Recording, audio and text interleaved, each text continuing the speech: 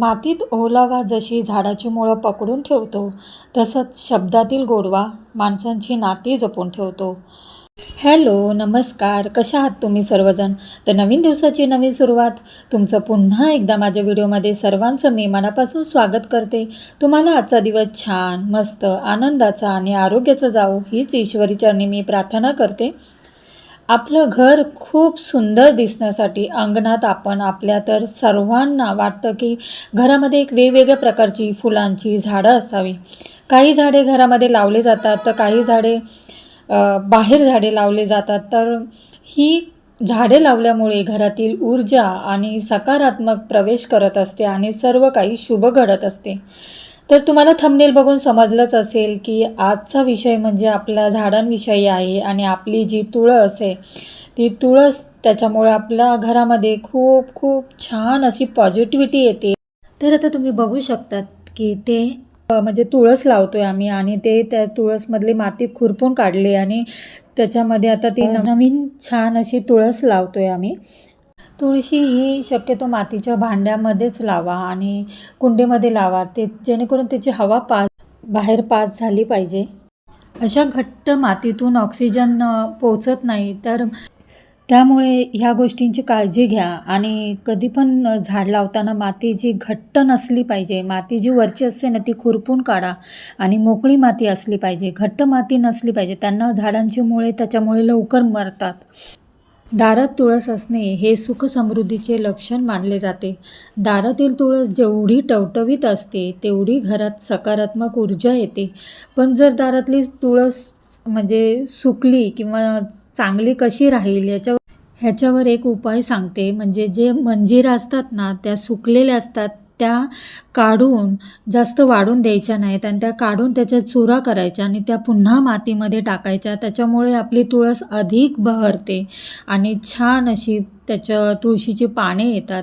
तर आणि एक दुसरा उपाय म्हणजे दर 15 दिवसांनी आंबट दह्याचं पाणी तुळशीवर टाकायचं. त्यामुळे पण तुळशीला आवश्यक जीवनमूल्य मिळतात आणि ती टवटवीत होत असते आणि छान बहरते.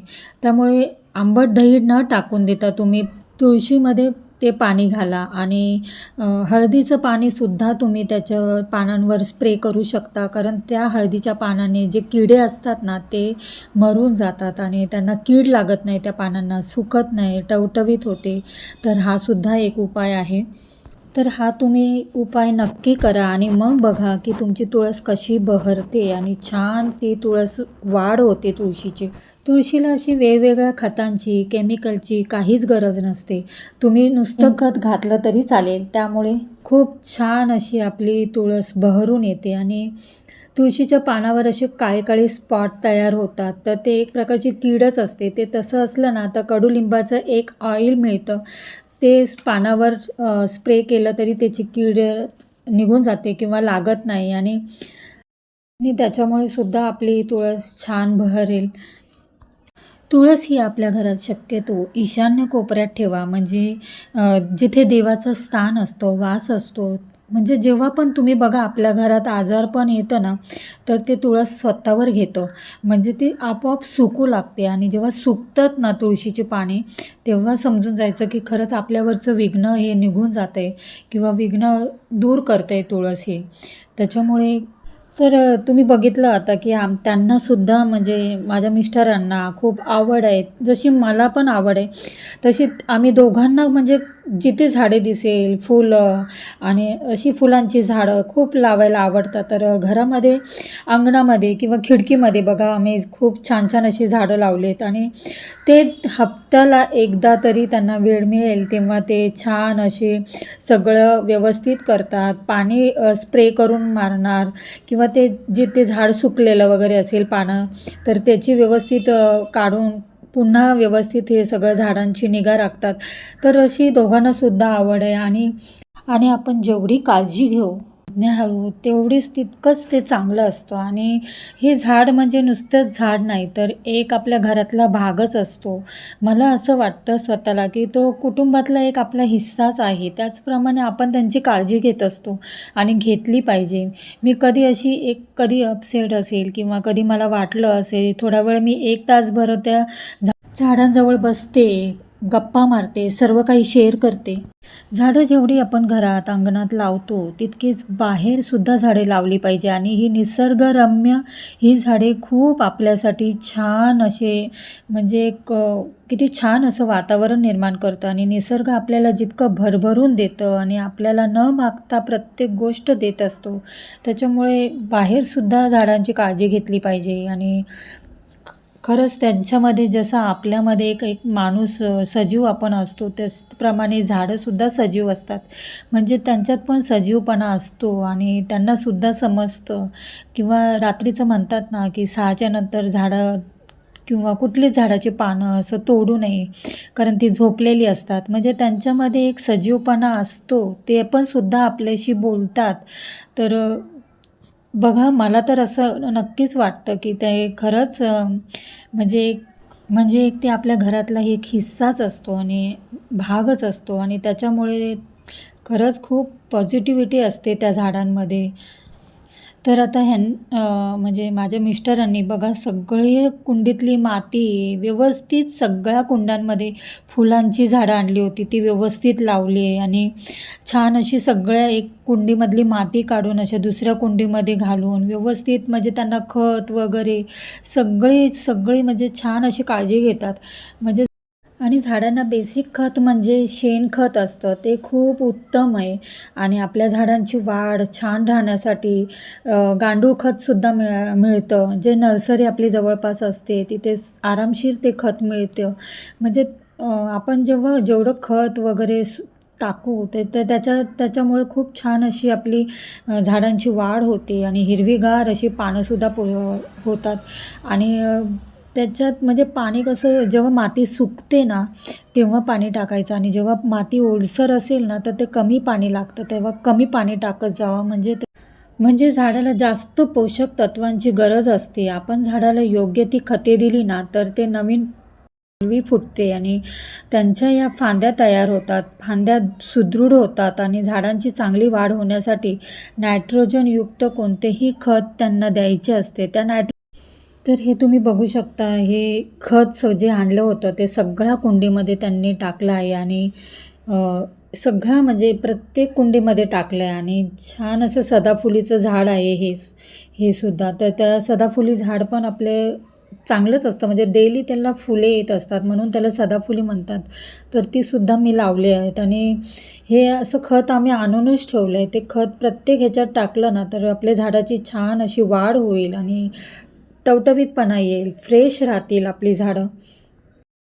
आता आमच्याकडे खूप म्हणजे गुलाबाची झाडं आहेत आणि जास्वंदीचं झाडसुद्धा त्यांनी आणलं आहे. तुळशीचं जेव्हा झाड आणलं तेव्हा त्यांनी जास्वंदीचंसुद्धा झाड आणलं होतं. तर ते आता ते दुसऱ्या कुंडीत लावतात आहेत आणि त्यांना इतकी आवड आहे ना की मी सुद्धा रोज ते झाडांकडे अशी येऊन बघणार कशा म्हणजे झाडाला कुठल्या फुलं आले आहेत, काय आलं आहे, कळी किती म्हणजे उमलली आहे आणि रोज त्या झाडांना न्याहाळत असते आणि छान वाटतं, खूप प्रसन्न वाटतं आणि तीच फुलं मी देवाला सुद्धा घेते. तर इथे बघू शकता तुम्ही झेंडूची सुद्धा फुलं त्यांनी लावलेलं आहे झाड आणि मोगरा असं गुलाबाचं पण आहे आणि व्हाईट आहे जे सफेद आहे ना मोगरा छोटासा आहे त्याचं पण झाड लावलेलं आहे. त्याच्यावर पण आता ते खत टाकतात आहे. तर अजून ते भरेल. ते खरं म्हणजे ॲक्च्युली घरामध्ये ठेवलं तरी चालेल, पण आम्ही बाहेर ठेवलं आहे ती कुंडी. तर त्याला असं घरामध्ये ठेवलं तरी ते छान प्रकारे ती बारीक अशी सफेद मोगऱ्यांची फुलं येतात. तरी पण आम्ही बाहेर ठेवलं आहे कारण म्हणजे आम्ही ही झाडे म्हणजे एक बगीचाच तयार केला आहे. म्हणजे खूप खूप मी काय सांगू, आम्हाला इतकी आवड आहे ना, खूप सुंदर अशी झाडं लावलेली आहेत आम्ही.